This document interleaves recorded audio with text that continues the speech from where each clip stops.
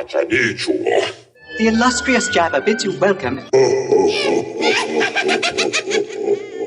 I'm going to regret this. I'm Pete Mitchell. He's Peyton Jones. And this is the Church Planter Podcast, brought to you by Church Planter Magazine.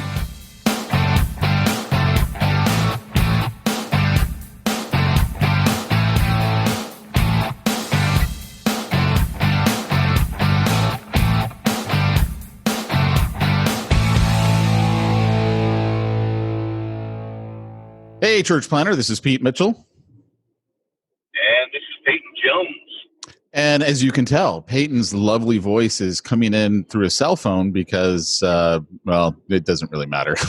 But good quality podcast. We've been only doing this for near 400 episodes, and we're still doing this. Yep, still amateurs. Very, very. Well, at least one of us. It's the amateur hour. Yeah, one of us is an amateur. The other one's quite the professional these days. Well, that's just the way God made me. That's right. Top Gun podcast style.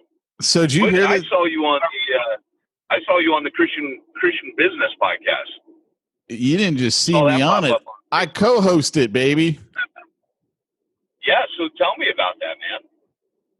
Well, Dave Negri and I have been doing, long story short, Dave came to me years and years ago. He's out of Florida because he needed help with his business. And he'd been on my newsletter list for a couple of years. He'd been reading my stuff.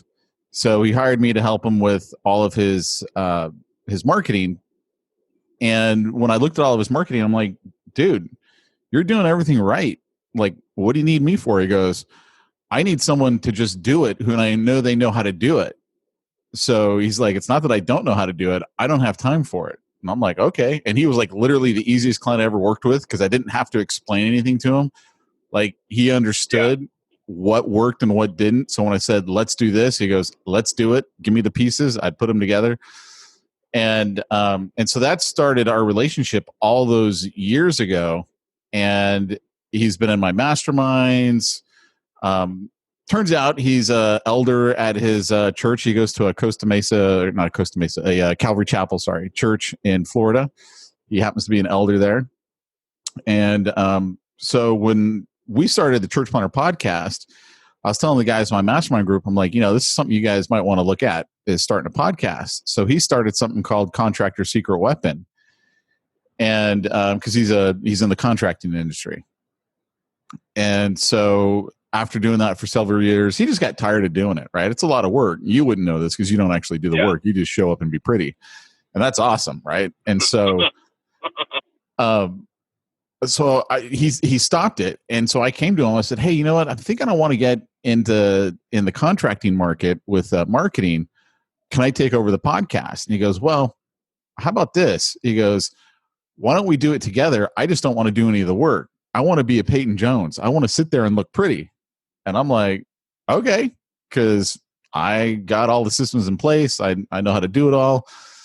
And let's be honest, you do ugly well. I do ugly really well. I've got a face for podcasting. You know what I'm saying? The face and the voice. And the voice for podcasting. And so he and I started doing that together, and we both were like feeling unfulfilled in doing it. And he wanted to move, like where God's been calling him is helping Christians understand it's okay to be in business. It's okay to make money. If you're good at that, that's what God's called you to. You don't have to all go become a pastor of a church. You have to do what God's called you to. And so he's like, that's really the message I feel like God's placed on my heart. And so I want to do that. Wait. I heard soundbite coming on. I make my money the old-fashioned way. I got run over by a Lexus. Oh, man, sorry. I wish we had our soundboard so bad. Yeah. So anyway, we'll continue. Sorry, I was breaking. He said, I feel like this is what God wants me to do. Yeah. Yeah. So, I said, that's fine. Cause we'd been doing some marketing and some stuff in the contractor field. And I was like, you know what? I don't feel it either. Like, I don't feel like that's where I really want to be focusing my time on. So I'm like, all right, we're going to change it up. So we literally just, after, I don't know how many episodes he has, like probably close to 400. And we've been doing Contractor Secret Weapon for 6 months together by this point. We just said, all right, we're going to close down Contractor Secret Weapon and we're going to start the Thriving Christian Business podcast. And which is kind of funny because the initials are TCB. And so we cannot like get through that without going, taking care of business. I mean, just like, like so the good. worst initials ever. And Well, isn't that's who's that guy? Is it Dan Brown? No, Dan something. Where it's like, the 60 days, work for yourself in 60 days, and that's his theme song. is it? Yeah, that's funny. cool though. It's kind of like having the name Pete Mitchell and being, the marketing maverick. I mean, that was just meant to be. I cannot wait until the next Top Gun movie comes out and people know what the name Pete Mitchell means again. Because none of these millennials know. Right. I mean, that movie came out in 1986. So, for about 30 years, I used to get all the time, oh, Pete Mitchell, like Maverick and Top Gun. I'm like, yeah, I never heard that before. And now that I'm 44, no one remembers. Kid in school with that name. Yeah. If you weren't the coolest kid in school with the name Pete Mitchell growing up in the 80s, you were doing it wrong. Dude, I was the coolest kid in school. That's all I'm saying. I can actually kind of believe that. I definitely believe you were the coolest kid in bio after hearing the stories. No, definitely wasn't the coolest kid in bio. I also know that you were the coolest camp counselor ever at Hume Lake. That was true. I wasn't at Hume Lake. I wasn't a counselor at Hume Lake. That is for sure true. Yeah. Okay, whatever Christian camp it was, those stories are epic. Yeah, that was great. Those were good times, man. Those were really good times. Yeah, so I mean that's what started the old Thriving Christian Business podcast, which, by the way, if you want to get our 9 steps from taking you from where you are to where you want to go in your business, then you need to head on over to tcbsolution.com and you can pick up the 9 steps. And of course, once you do that, I've got a great little video where I take you a little bit deeper through the 9 steps, and I invite you to set up a call with me. tcbsolution.com. Yeah, baby. The more you know. Hey, and one of the things that I get to do, because I'm working with Exponential now, is I get to host another podcast. This is commercial time, but no, not really. But I host a podcast, but I don't get to pick the guests. The guests are limited to the top 100 reproducing churches. But I have a guest for you, Pete. I talked to a guy this week. He is a professor at Asbury University, and he's been working with 2 doctoral students on analyzing John Wesley's business practices for fueling mission and ministry. And oh my gosh, I had the biggest geek out conversation. When I was done, I was like, Pete needs to interview this dude. Like, in fact, we should get him on our, hey, hello. Hey, wait a second. I have this podcast called, I got an idea. Why don't you and I do a podcast together and we can bring great guests like that on it? Let's just say that right now I'm coming back. I'm about to hop on my regular computer, but I am building a house, and I'm coming back from Home Depot with a $400 roto hammer, which if you don't feel manly buying a roto hammer, they cost $400 and is heavy. You don't know what it is to be a man. And so this is my life right now. It's nuts. So my brain is not firing on all 5 cylinders, man. And I have 8 days, count them, that I've been getting up super early and going to bed super late, working on my textbook, which is in its final drafts. During the day, I work for Exponential, and early morning and night, I have no life. This is what I do. I work in a salt mine called Sondervin, and I mine salt for church planners. And you will be able to partake of such said salt in March 2021. when Church Plantology, the book, comes out. It was going to be Jump School, the book, but they said, no, we're saving that one. That one's special. I'm only going to refer to it as Jump School, the textbook. Yes. See, you understand. I just want to confuse the listeners who have suffered with us for near 400 episodes. All right. Can you hear me now? Do I sound better? You do sound better. Can you hear me now? Oh, good. I just got off the CarCast. I can't hold my phone up to my ear as a responsible podcaster and talk on my phone and drive at the same time. But I can hold my phone up to my ear and podcast at the same time. See, kids, what you need to know is that even though we've been setting aside the same hour for I don't even know how long, we managed to find something to put in its place that makes it so we're either late or we have to leave early or we have to do it in the car. That's just how we do podcasting. Yeah, I know. And by we, I mean Peyton. It's called work. By we, I mean Peyton. And not only do I have to work, which some of us around here, people have to work. You know, hey, that's your choice. That's your choice. I choose not to. Which, if you too don't want to work, tune into the Christian Businessman Go to podcast. tcbsolution.com and sign up to get my 9-step roadmap, blueprint, whatever you want to call it. And on top of that, like I said, today, I had everything masterfully engineered where I would not have to leave the house. And my framer, it's his last day today, is like, I need this and I need that. So I had to go get my roto hammer, which will save me a couple grand. So I bought a $400 toy. You could have rented it. I saved myself about $2,000. You could have just rented it.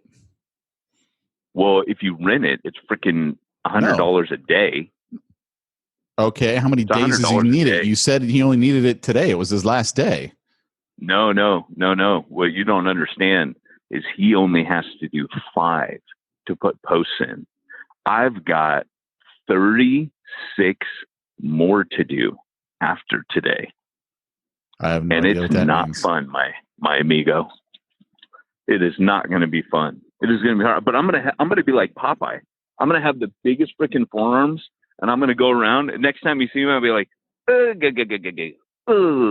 live. I'm going to be like, you ever notice on Popeye how when he's walking around, like let me just answer your question before you even go any further. No, I don't watch Popeye, so I've never noticed. Well, you've never seen Popeye? It's not that I've never seen him. I don't watch him. I saw him when I was a kid, like 1 or 2 episodes, but What? No, in fairness though, because your dad was was a smoker. He had an eye problem.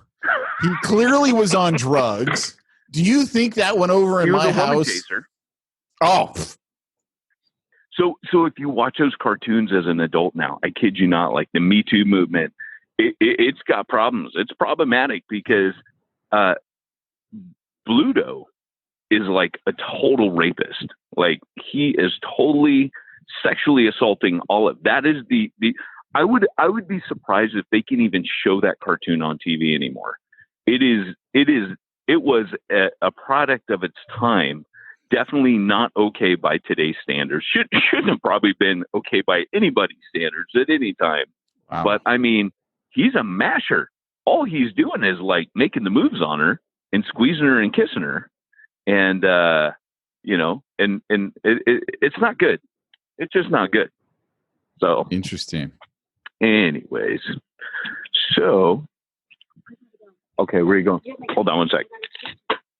Professional podcasting time, boys and girls, here on the Church Planter Podcast, where family comes first.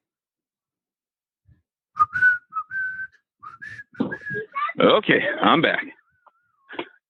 Okay, we're back. Only professionalism here. Only. Did you even know I was gone? I am so not cutting any of that out. Oh, please don't. Yeah, I stopped editing like, I don't know, 100 episodes ago. I'm like, forget it. Let it be. Nah.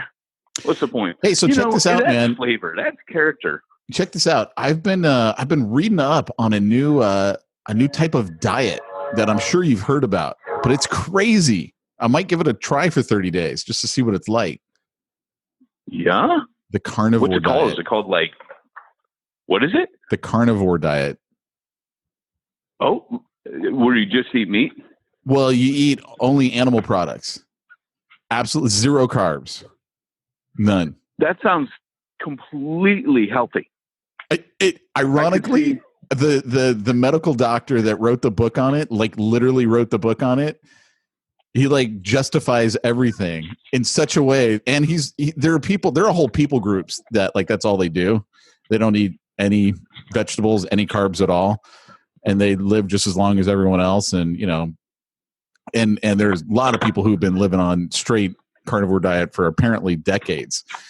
And in fact, Jordan Peterson, the number one. Did you hear that Jordan Peterson's on it? Is? Did you hear that Jordan Peterson's on it? No. Yeah, he Jordan Peterson and his daughter both suffer from a lot of chemical issues like depression, anxiety, stuff like that, and they've been on medications their whole life. And when they went on the carnivore diet, both of them were able to come off all their medications, and they have no issues anymore. Is that crazy or what? Really? Yeah, he did a podcast with Joe Rogan about it. Diet's a crazy thing, dude. Oh, no it's kidding, completely right? Crazy thing. Yeah. So the number one contributor to longevity is sleep. Believe it or not. I do believe that. I have. I've seen a lot of the studies on sleep, and in fact, in Okinawa, which I thought was kind of interesting. Where they've got all these people who live a really long time. All of the centurions, all the people who are over 100 in Okinawa, they all pretty much. Sorry, Peyton just jumped on the Zoom call. Hello, Peter. Oh, you got to turn off your phone, bro. I know. There you go. Did you hear that echo? Oh yeah. Famous movie that's from. Hello, Peter. That's from a Hook. Yes. They all eat red meat. That's the one universal factor for everyone in Okinawa who lives over 100. They're all red meat. No, I'm not. Oh, but they're probably eating like that Kobe beef that's insanely fat. Yesterday I watched all of them who are on the carnivore, they go for the fattiest cuts of meat, man. But he actually got into it with Joe Rogan, not aggressively, but I mean, like Joe Rogan was asking him questions, and he's like, look, people are asking me all the time, they go, should I eat grass-fed beef, or should I just get the stuff at the store, the regular off the rack stuff? And he goes, this is what we know. And he goes, let me put this in an MMA term, because Joe Rogan is, the commentator for UFC. Yeah. He goes, if grass-fed beef is GSP or Conor McGregor, right, the number one, then the other stuff at the store is the number 3 competitor. He's like, that's all the difference it is. It's not that big of a deal. Sure, if you can get it, if you can afford it, do it. But if you can't, it doesn't matter. Like, that's not the determining. I mean, it's so fascinating because, after a year of having what I refer to as my lifestyle change and changing what I eat, I'm totally captivated by all this stuff, because I've seen how what you consume, the difference that it can make in your body, in your mind, in your energy, in everything, right? And that's why I was like, I'm reading all this stuff. I'm like, man, I might give that a whirl for 30 days, because I'm almost a carnivore right now on the carnivore diet based on what I eat. Cool. There's basically I have like 1 avocado a day cut up over a couple of meals, and maybe a couple of pieces of Ezekiel bread. And then just depending on if we have broccoli or a sweet potato at night, but that's it. Like, and that would be really easy for me to cut out. So I don't know that I would even feel that much of a difference. Yeah. But I'm curious. Would you cut vegetables out then? I almost have them cut out now. The only vegetables I eat is broccoli, maybe a few times a week. Yeah. Man, I love vegetables. I don't know if I see any benefit of cutting those out though, Well, and that's the thing is, I think it comes down to what makes you healthy, because each individual body is so different. Isn't that trippy? Yeah. So I would say whatever makes you healthy gives you the energy that you need. You feel really good. I wish marshmallow, like, that marshmallow I wish stuff all like- the processed foods was actually healthy. Yeah, no, you know that. Okay, so you know that comes in a jar. It's like a plastic jar. It's made by Kraft. I don't even know what it's called, but Mayonnaise? it's like Mayonnaise? no, we can't have mayonnaise in my house because Andrew worked in the supermarket. You know, it's always the mayonnaise jar that breaks in the supermarket on the floor, right? Of Whenever you course. come around an aisle, it's mayonnaise. So Andrew's like, that put me off. Cleaning up gallons of mayonnaise put me off mayonnaise for life. But you know, the funny thing is that they call it like puffed or like, I don't know, like it's like God blew a kiss into a marshmallow and it blew up into a plastic jar. God blew a kiss into a marshmallow. And it's so bad. But if you give me that and a spoon, a tub of that and a spoon, I'm not responsible for what happens. There's a line that's never been spoken before in the history of mankind. You're the one that gets to take ownership of being the first to say that line. I just want you to know that. That's actually something There's to be really many proud more of. in my upcoming book. Let me just say. There's actually not. You know, it's funny. I've written this book. My editor. Wait. You've got another book coming out? Please Let tell me us talk about this. it. Let me talk about it. I love talking. It's like how you like to talk about yourself. I love talking about my book. I'm just teasing you. That was a rad joke. Come on, that was funny. So you made me do a double take. I'm like, man, am I really talking about myself all the time? Not at all. Not at all. I'm trying to make it fun for the listener. I mean, come on. I couldn't resist. No, not at all. So, but I do want to talk about your Father's Day plans after this. But no, my editor yesterday, it was cool because he's an academic editor. So this whole time I've been afraid to talk to him. And because you gotta mute your personality when you're writing academically, which I did, and which probably was a good thing. But so you don't talk about the rug, how it brings together the room. I can't. I mean, I'm sure there's some Easter eggs in there, but he did still say, I had to, reference a lot of your films. He was telling me what it was like to work on it, but he said this is the book I wished I had when I planted. So he planted years ago, and he's leading a large church now up in Michigan. So he's a freelance academic editor, and they hire him on. But man, I can't tell. Like, it was rad. He was like, "Look, it's an honor to work on this book. I think this book's important." So that was cool because he edits like NT Wright stuff, and he's one of their big boys for editing. So I was like, "Hey, this is cool, man." So my book might turn out to be decent because the whole time I've been writing, I'm like, this book sucks, man, which is what authors do. Well, and readers. And it may suck. and readers when they read your book. Yeah. Well, they may. It's a mixed bag. Anything can happen with this book. This book will not be like my other books. Kind of like Michael Jackson in the Thriller video turns to the girl and says, "I'm not like other boys." This book will not be. He says it. I'm not making that up. He says that. Well, and boy, wasn't he telling the truth in that statement. Hey, I saw the documentary. I don't watch that kind of thing, Peyton. I'm better than that. We did pray that we wouldn't say stupid things on this podcast. Apparently, my prayers aren't working today. Well, that was your prayer. Maybe. So, what are you going to do for Father's Day? Nothing. I don't know what. What am I going to do? Day, man. It's your day to be like, all right, family. What would make you got to understand? Happy? My wife's birthday was just the other day, so I can't do really nothing on her birthday. Then be like, hey, it's Father's Day. Let's do some fun stuff. It's not going to work. Played that wrong for sure. No, Probably. You definitely needed to play that differently. You needed to spoil her. So when the day came, you're like, right, everybody. But the thing is, we couldn't go anywhere. We couldn't do anything. It wasn't like it wasn't my fault. It wasn't my fault. It's the COVID. That's the true. COVID. That's true. Same with my birthday. Nothing. It was at first, we were going to go to Star Wars Disney. That was the plan all year. Then that didn't happen. So then I'm like, well, let's go to the nerd store. There's this nerd hobby store. Nobody ever wants to go there except for Liberty. She's kind of into nerd stuff a little bit. She's the only cool person in your house, apparently. Exact. Thank you. See, they call it the nerd store. It's the cool store. And then because no one wanted to go there, well, that was closed. That was my chance. I missed that. Then I settled finally for Barnes and Noble, and we pulled into that parking lot because I like books. Walking around Barnes and Noble is like heaven to me, right? We pull in, that's closed, and I look over at GameStop across the way, and that's closed too.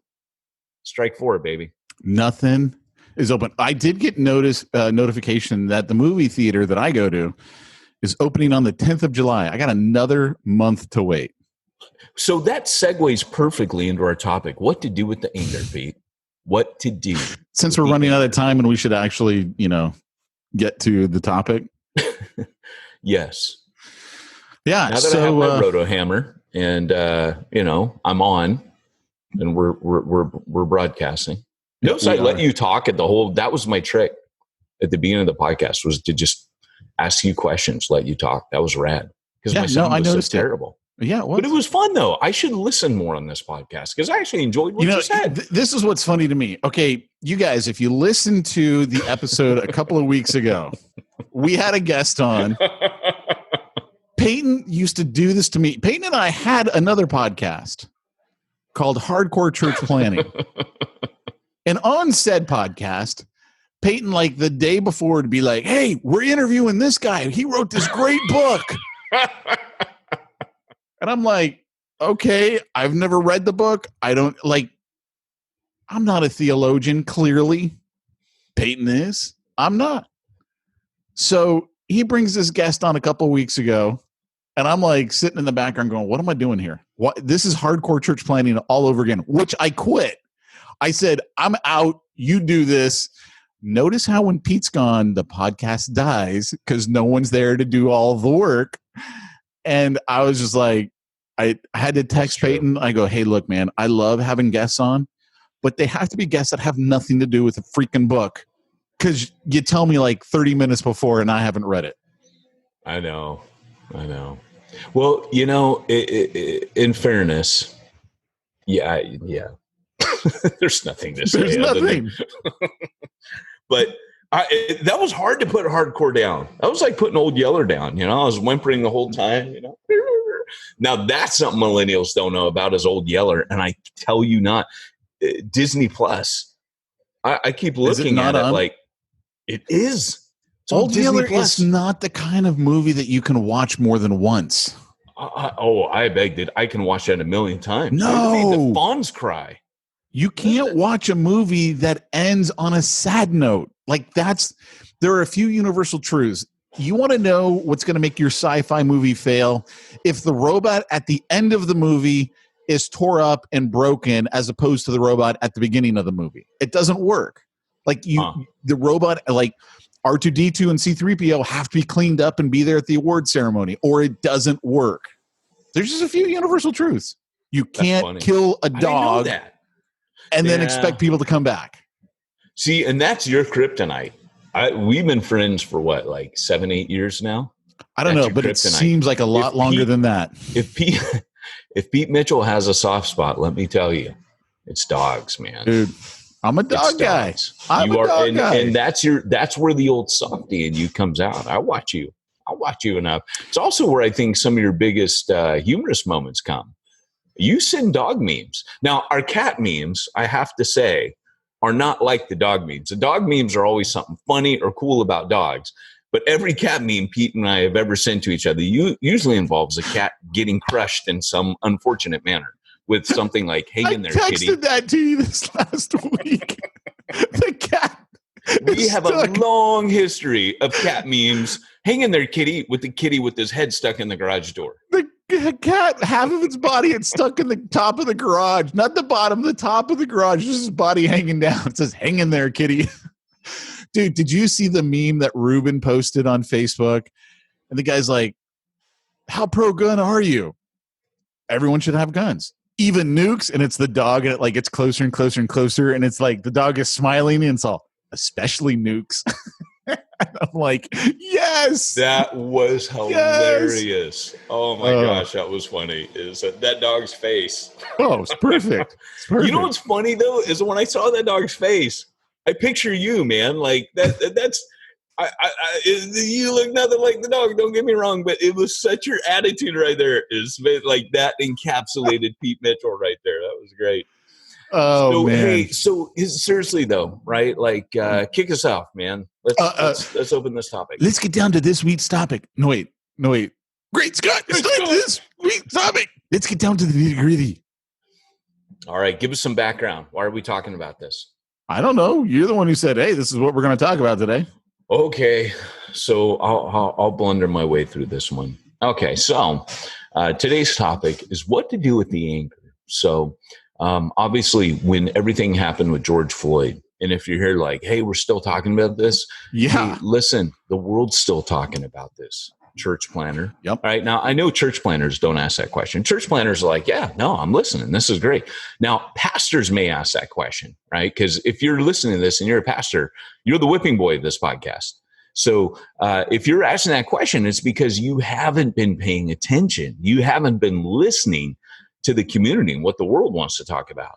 And if you know anything about sharing the gospel, you know that you contextualize it based on what other people are talking about. As Pete likes to say as a marketer, you enter the conversation people are already having. Yep. So, here we are, and this is the conversation going on around us. Now, what to do with the anger from a few weeks ago, right? Anger is a neutral weapon.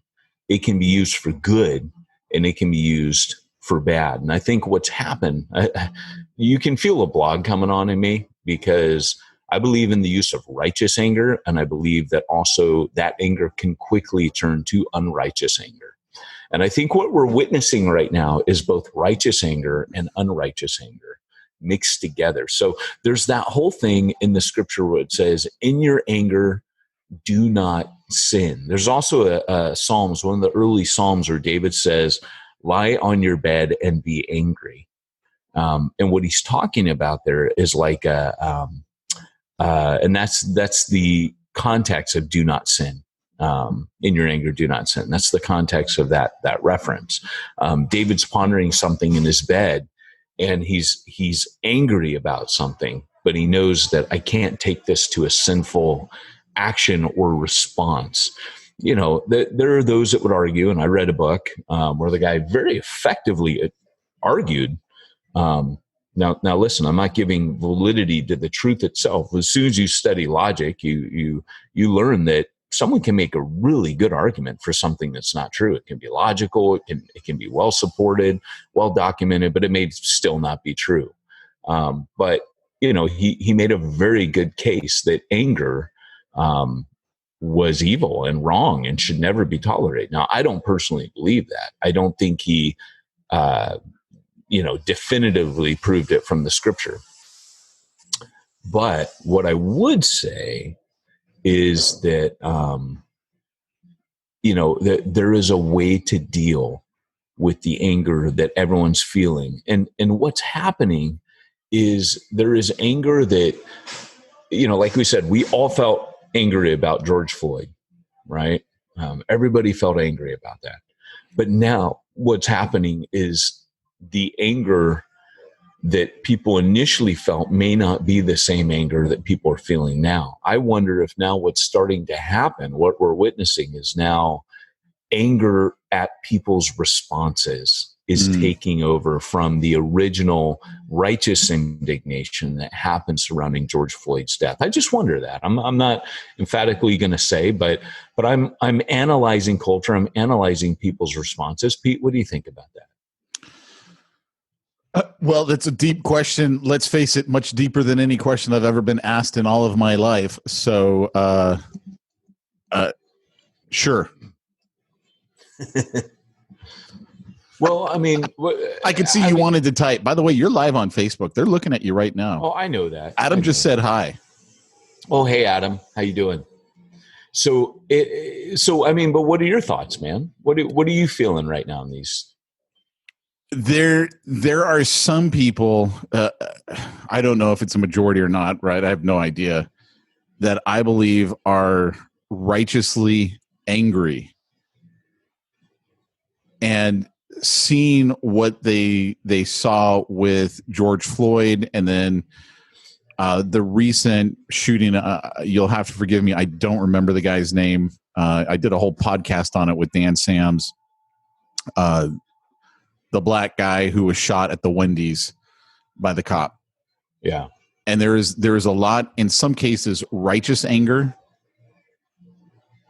because of what they have personally endured over their life. And, I think Will Smith said it best. He said, and I don't know if he actually said it, it was a meme attributed to him. The meme was, racism isn't getting worse, it's getting filmed. I love that. That is the best quote ever. And I agree with that. I do too. And there are so many people. And here's the thing that really bothers me. And again, I'm looking at my own life. I've had this transition, especially since you and I have done this podcast, not just on race issues, but on every issue. And because I can look back and see where, I felt differently. It is different in different parts of the country. There is more racism in some parts of the country than there is in others. I knew this couple, black and white intermixed couple, and they were in the military, and they loved being stationed in California because it was so much better than, when they'd get stationed in other parts of the country because of what's accepted here as opposed to what's accepted in other parts of the country. So when I see a bunch of white people, and most of the people I know are in California, right? Certainly not all of them, but most of them are. And they're like, oh yeah, but George Floyd was this criminal. And I'm like, well, does that mean his life wasn't worth anything? Like, you're telling me he was a criminal and, he did this no difference to the argument. That's the thing. Whatsoever. It doesn't. I don't care what he was made in the image of God. And he was murdered. And he was murdered. Like, you can watch 8.5 minutes of it, right? I mean, he was murdered. And even if he was resisting, if he's resisting arrest, you still don't murder him. And this is where the police reform needs to happen. So for me, I kind of feel like you and I are no enemies to revolutions. I mean, shoot, man, like at first with the rioting and the protesting, I was like, yeah, this is great. Like, protesting, good. Even a little bit of rioting, I could see that. A little bit of the people, well, it depends on what you mean by that. You start stealing other people's property. Correct. No, that's not cool. You want to tear up a government building as a libertarian? Go for it. Tear up the government building. And burn it to the ground. The thing. I have to be extremely I'm kidding. Here. Don't burn anything to the ground. No, I have to be extremely careful here because to a certain degree, there are certain things that a riot can do that sends a message. But anything that hurts people or crosses a line, and this is what I'm saying, is when it crosses a line where it's now doing something that is sinful. This is where I'm saying, be angry, do not sin. And so I don't think that at a certain point we're like, for example, the Boston Tea Harbor, right? Boston Tea Party was what was invoked a few weeks back where people said, oh, remember this? This is what revolutions do. And I'm not arguing for the for the overthrowing of America at all, right? But you start weighing all these different arguments. And I think what's happening right now is people are really polarizing. It may not even be over George Floyd, right?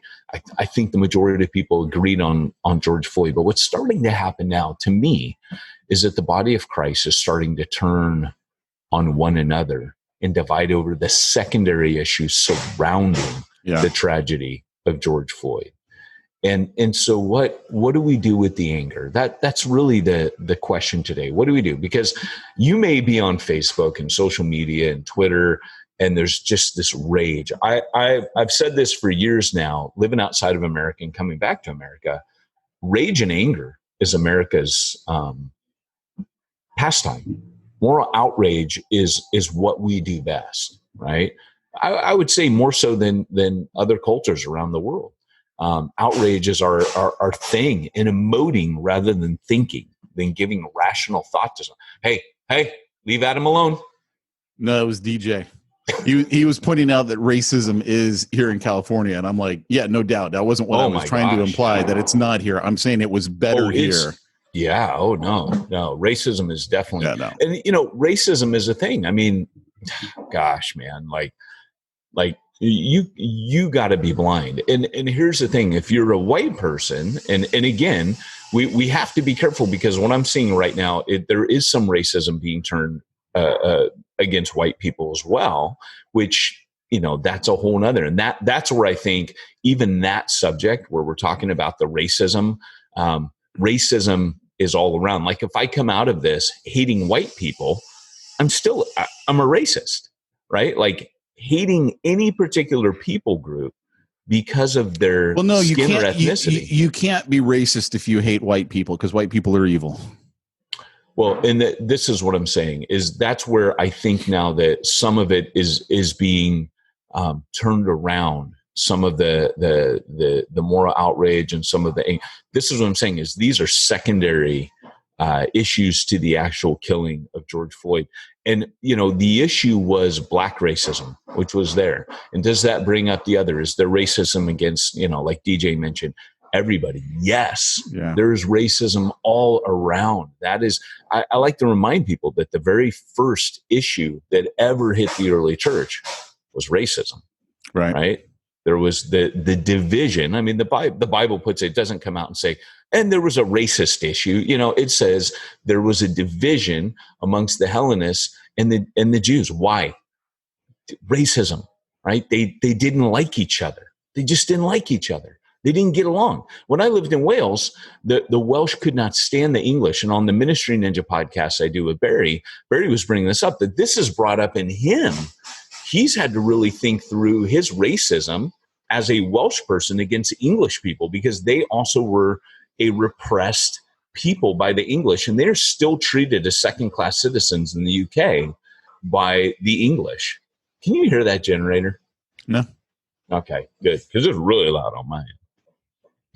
But and this is where I think that the kingdom of God comes through this. I believe that this is where the anger, as you feel these feelings of anger, you've got to look at them. You've got to start looking at it and analyzing them. There's a quote that I love, and it was by Elizabeth Elliot.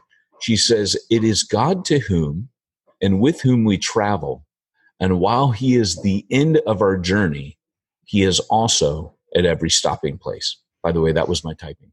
So that let me just say that quote again. It is God to whom and with whom we travel, and while he is the end of our journey, he is also at every stopping place.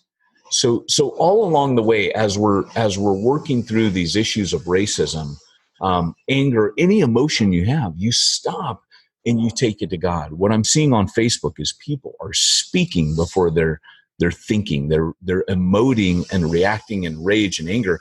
And I think there's an awful lot of sin on Facebook and Twitter right now, as it says, in the abundance of words, sin is not absent. Right. That's why for me recently, I've opted to be a little more silent, not because I'm not concerned, but because I'm more concerned about the anger that I feel is now secondary anger about secondary issues, but causing a huge amount of sin rather than the initial responses and reactions that I felt in the beginning. Yeah. I don't know, man. Yeah. Well, Pete, while you're spending all this time being angry and trying not to sin.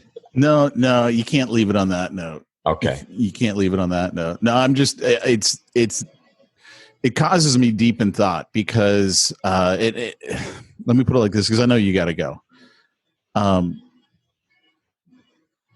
There is absolutely a race issue nationwide, here in California as well, DJ, right? Not trying to say it's not here in California. Some parts it's going to be more pronounced. And when we're talking specifically about white versus black. But then there are other issues, right? Mexican, Hispanic, Latino, whatever you want to, call the ethnic group versus whichever other one. There's still issues there. Asian. I mean, there truly is a sin issue. Like, that's the underlying thing, is there's a sin issue. And it's, I mean, in some of us, our beliefs are so ingrained, we just have to be okay with stepping back for a minute and just saying, I need to think about this. Kind of like how you said Barry did. Barry was like, all right, I'm going to take a moment and, how do I think towards the English? How do I react towards the English? Because all of us, no matter what ethnicity you are, we all have issues, all of us, and I think we do need to take that time to just stop for a minute and think about it. And that's kind of what I'm saying, is to allow the Holy Spirit to come in. Maybe right now, how everybody's saying, like, this is the time for listening and not speaking. I think it's okay. I think it's okay for, like, many of us spoke up in the beginning.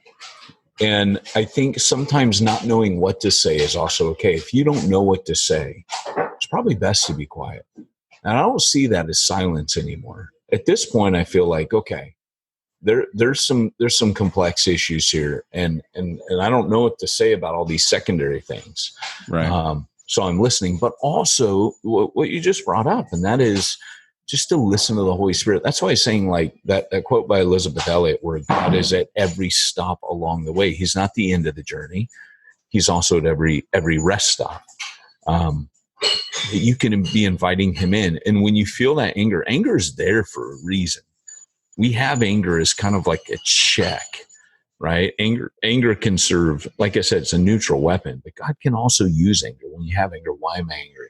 What am I feeling? You can stop and you can analyze that, and you can invite God into that. That's true of any emotion. I remember when I was going through depression, that's what my counselor said. He goes, look, you're going to fight this because you're going to feel like, that's not me. I don't do that. I don't suffer that. I don't go through that. And he goes, that's your personality. That's what you'll do. But he goes, take God with you. It's going to come for you like the tide. Let it take you, ride it out, but take God with you. As it's pulling you out into the ocean again, let it take God with you into it. And that actually kind of was the beginning of the end. It was situational. It was after my mom died. Everyone around me was dying. It was terrible. And my life was falling apart. But taking God with me, finding him there. And I would just, for all of you out there, you're a church planner, you're a gospel representative, you're a minister of the gospel, you're an ambassador. Be careful, like James says, listen much, be quick to listen, be slow to speak, be slow to become angry. Slow to speak and quick to listen.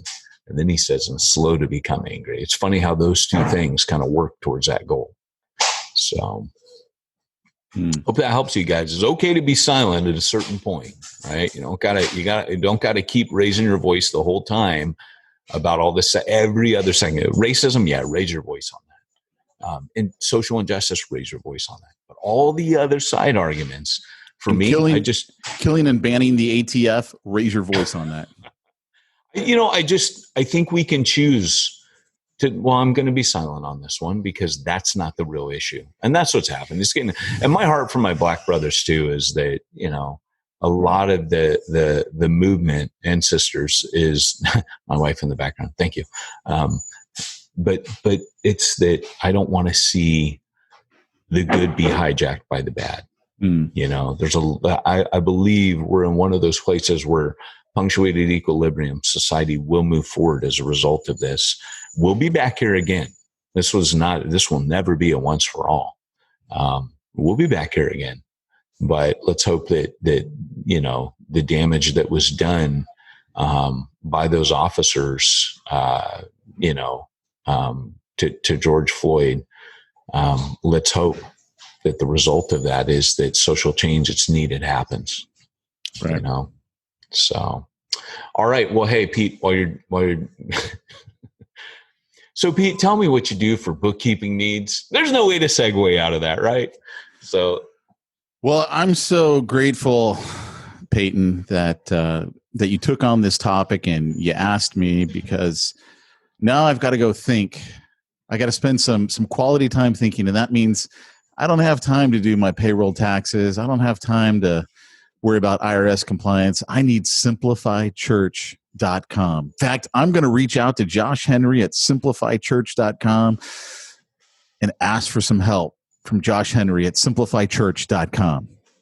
Yep, simplifychurch.com. Check him out. They're going to help you with all your bookkeeping needs and all that jazz. That's their tagline.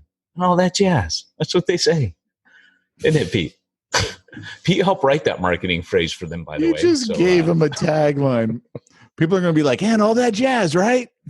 All that jazz. Be sure to say that to them when you call them up. Tell them Pete and Peyton sent you.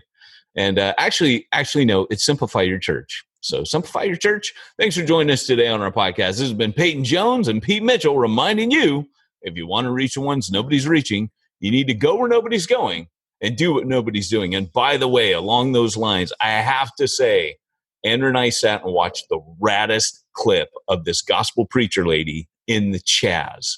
And there was a demon-possessed guy come up to her, and she immediately changed tack and said, "Spirit, you have no unclean spirit." And dude went, whoop, and he went and took off. I'm telling you, dude, it was a hardcore. This lady, she was anointed. And you should have sent that to me. All right, I saved it on my Facebook video, so I'll send it over to you. It was about maybe 20 minutes in. It was just like, you know how they show long videos. It was tacked on, but I'll send it your way. So, all right, guys, thanks for joining us today. We'll see you next time. Are you gonna give them the tagline? Do it again. Do the tagline. I did it. You did too long. You did too long. Oh, okay. Well, hey, this has been Peyton Jones and Pete Mitchell. Reminding myself, if you want to reach ones nobody's reaching, you need to go where nobody's going, like the Chaz, and do what nobody's doing, like that lady did. See ya.